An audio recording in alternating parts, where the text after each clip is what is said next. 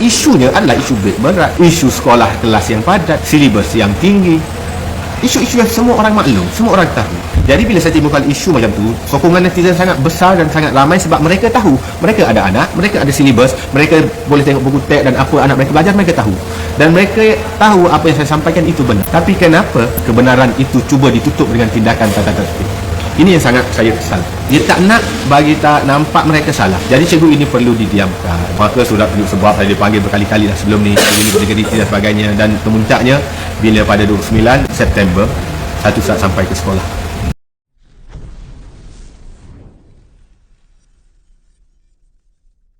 Sebelum ini, itulah kisah seorang guru yang mendakwa dirinya bakal diberhentikan dari menjadi seorang guru lantaran mengkritik sistem pendidikan negara. Susulan itu, Menteri Kanan Pendidikan Datuk Dr. Mohammad Razzi Jidin mahu berjumpa guru yang mendakwa berdepan tindakan buang kerja atau diturunkan pangkat kerana menyuarakan masalah silibus aras tinggi bagi subjek matematik dan isu beg berat murid. Beliau menerusi hantaran di Facebooknya memaklumkan ingin mengetahui lebih lanjut perkara dibangkitkan guru yang bernama Muhammad Fadli Muhammad Saleh. Saya tertarik untuk tahu lebih lanjut perkara yang dibangkitkan Cikgu Muhammad Fadli Saleh.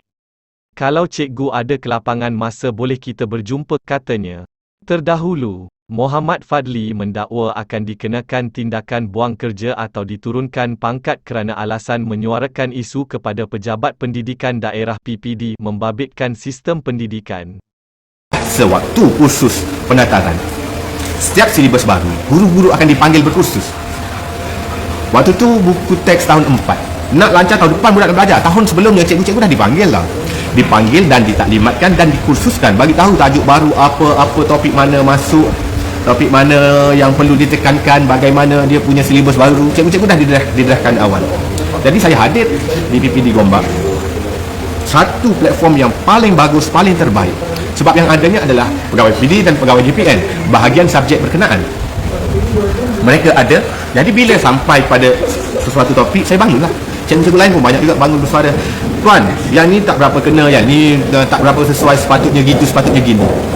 Jadi dia orang tak boleh terima. Itu masalah. Masalah dalam sistem kita, dia tidak boleh menerima kelemahan walaupun kelemahan itu benar. Di situ silap yang nombor satu. Sepatutnya bila benda itu ditegur oleh guru ini yang berkubang di lapangan. Pegawai BPD hanya berada di pejabat, datang ziarah sekali-sekala ke sekolah, sama juga pegawai JPN-nya. Jadi bila pegawai yang uruskan macam tu, cikgu, bukan saya je, cikgu-cikgu lain bagi maklum balas, cikgu otai berpuluh tahun pengalaman mengajar, bagi tahulah maklum balas bahawasanya benda ni kurang kena, benda ni tak betul, boleh tak tarik balik. Jadi diorang cuma bersilat.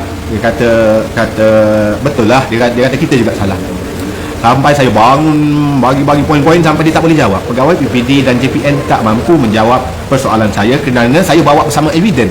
Apa evidence saya? Evidence saya adalah pengalaman saya 18 tahun melihat anak-anak ini faham atau tidak, apa masalah mereka, kat mana yang tak sesuai dan sebagainya. Melihat sampai pada tahap tu, mereka jemput pegawai BPK. Pegawai BPK lah yang bertanggungjawab buat silibus. Pegawai yang berada di Putrajaya hadir di hari terakhir bengkel kami.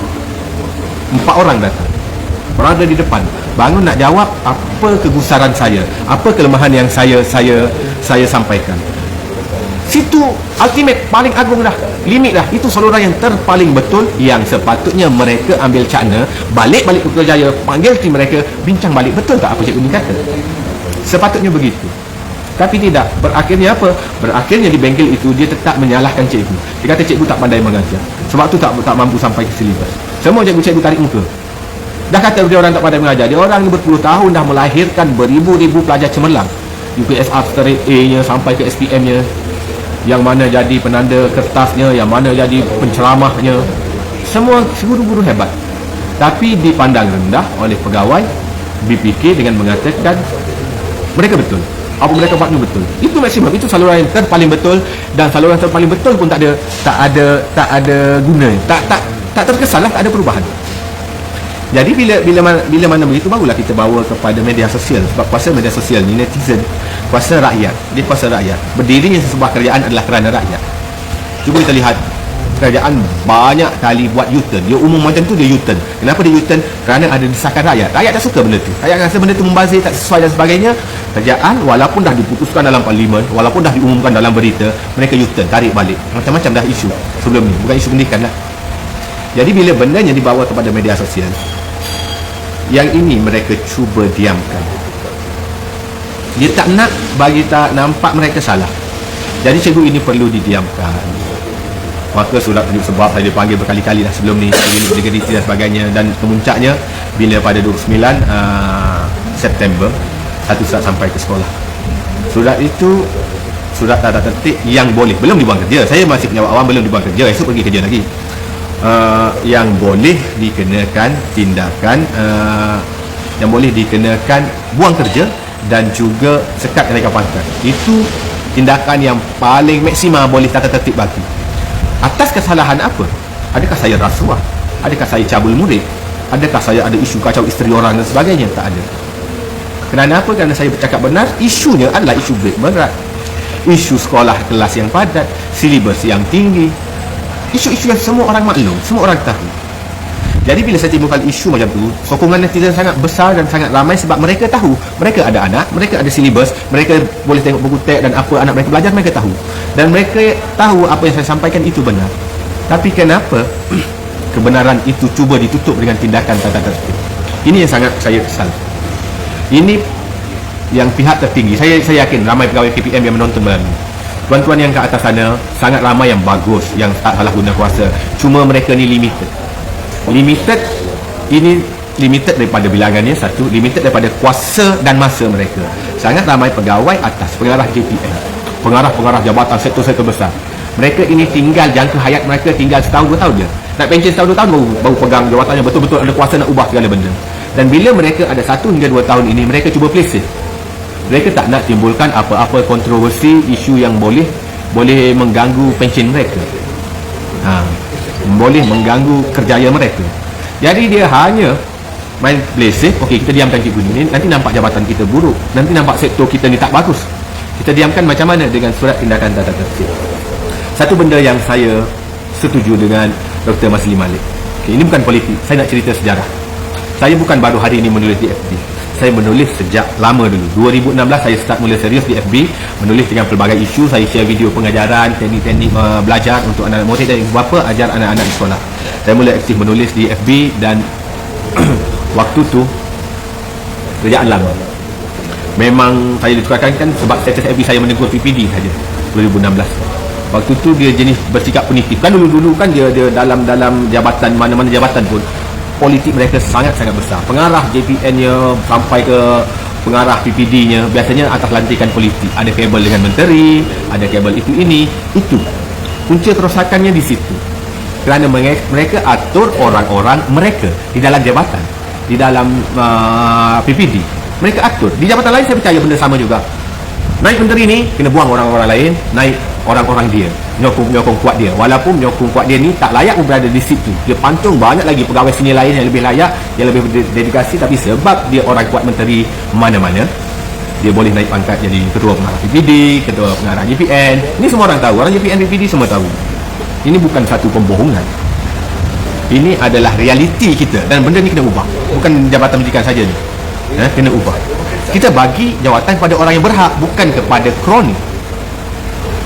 Jadi bila saya menulis sejak dulu, waktu tu banyak bentuk hukuman bersifat punitif. Dulu kan banyak cikgu kena tukar kepada laman hanya kerana apa? Kerana ada logo PAS kat kereta. Pergi ceramah PAS ataupun pergi ceramah parti pembangkang. Kena tindakan tata tertibnya, kena tukarnya. Berapa ramai guru-guru teraniaya. Tapi bila peralihan kerajaan kepada Dr. Masli Malik, waktu tu KPM terbuka, sangat-sangat terbuka. Saya tak pernah lagi lihat kerajaan dan KPM seterbuka itu. Itu satu benda yang bagus. Benda yang buruk ada, tetap ada. Saya bukan nak kata saya sokong. Saya tidak berparti, saya tak pernah menyokong parti politik Dr. Masli. Jujur saya kata saya tak sokong parti dia. Tapi saya suka sikap dia. Bila dia ambil alih, ini cerita ya, bukan kata Cikgu Fadli ni nak suruh undi tu ni, tak, saya tak politik, saya nak cerita. Bila parti politik yang Dr. Fadli teraju, dia mendengar. Di sini mahalnya dia.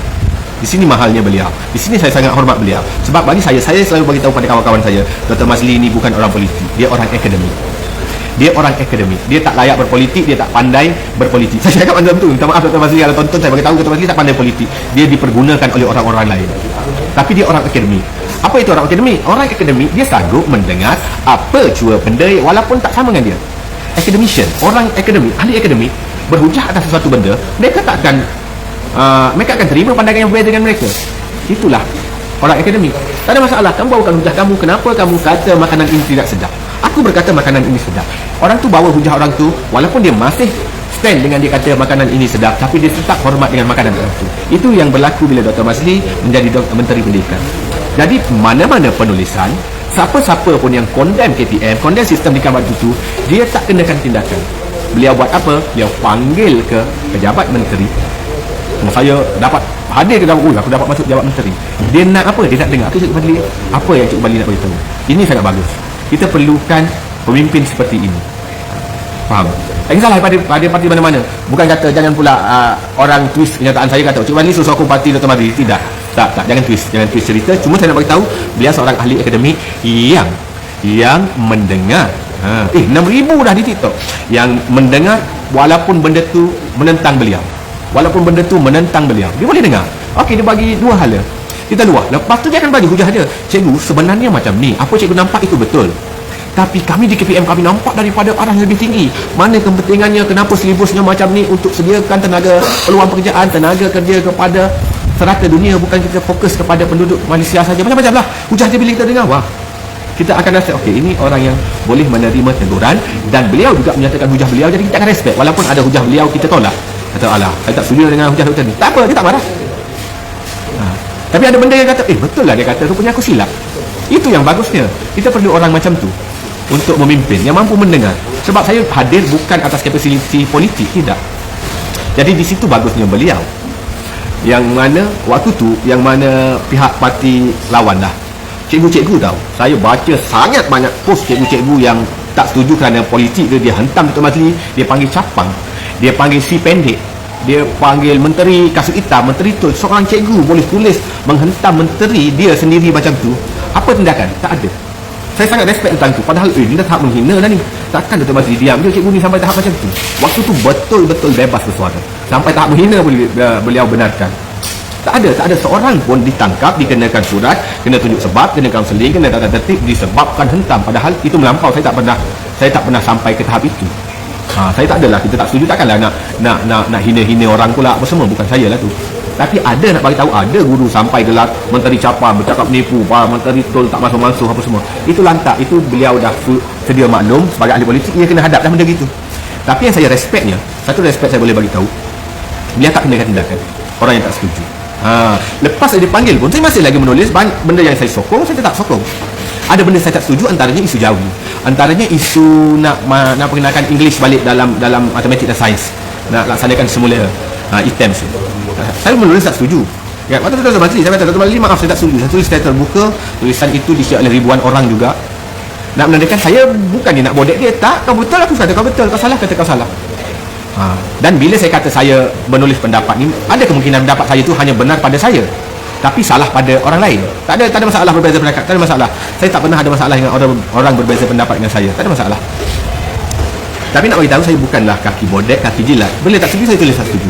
Sampai ada satu masa beliau perkenalkan edufluencer, mana education influencer lah, influencer yang ada pengaruh, guru-guru ada pengaruh TikTok, Twitter, Instagram, Facebook, dipanggil, dikumpulkan dalam satu majlis. Saya tak dipanggil waktu itu.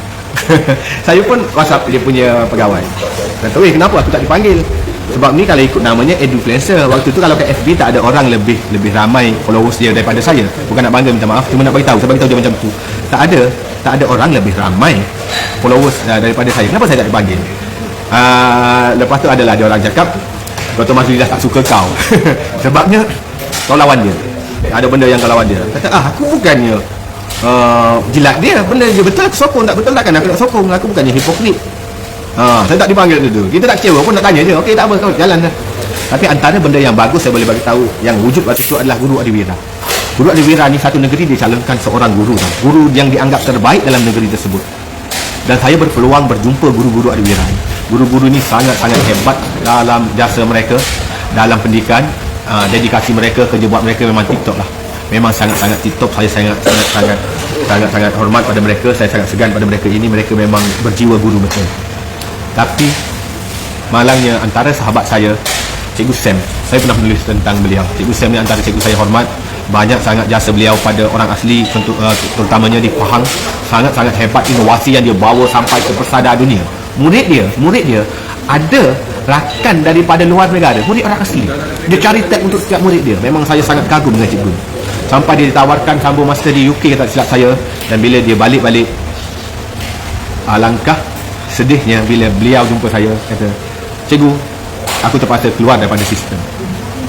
Kata, "Kenapa, Sam?" "Dalam sistem aku terikat dengan banyak benda. Dalam sistem pendidikan sekarang mereka tak mahu mendengar jika benda itu ada singa dekat TikTok. Mereka tak nak dengar jika benda itu tak kena dengan mereka." Dia tak boleh, dia sebab jiwa dia betul-betul pendidik tau. Aku nak ubah benda ni salah, tapi dia tak boleh bila berada sistem. Dan akhirnya Cikgu Sam melangkah keluar. Satu kehilangan yang sangat-sangat besar pada sistem pendidikan kita. Terdahulu, Muhammad Fadli mendakwa akan dikenakan tindakan buang kerja atau diturunkan pangkat kerana alasan menyuarakan isu kepada Pejabat Pendidikan Daerah PPD membabitkan sistem pendidikan. Beg sekolah, silibus subjek, masa belajar, dan bilangan murid di dalam kelas. Menerusi hantaran di laman Facebooknya, Fadli berkata tindakan itu tidak sepatutnya berlaku kerana beliau tidak pernah terbabit dalam sebarang masalah disiplin atau menghadapi masalah dengan ibu bapa murid.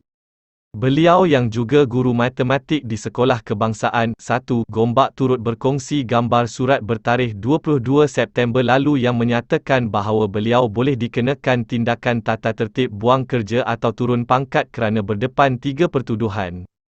Pertuduhan itu ialah kerana memuat naik hantaran di Facebook mengenai jadual waktu serta mata pelajaran yang diajar di sekolah rendah. Beliau juga dituduh memuat naik hantaran di Facebook mengenai subjek yang diajar pada murid tahun 1 dan menerusi pertuduhan ketiga. Beliau didakwa mengadakan sesi Facebook Live untuk bercakap mengenai masalah pendidikan di Malaysia khususnya subjek yang terlalu banyak. Muhammad Fadli mendakwa, sebelum bertindak bersuara di media sosial, beliau terlebih dahulu menggunakan saluran disediakan KPM namun tiada maklum balas.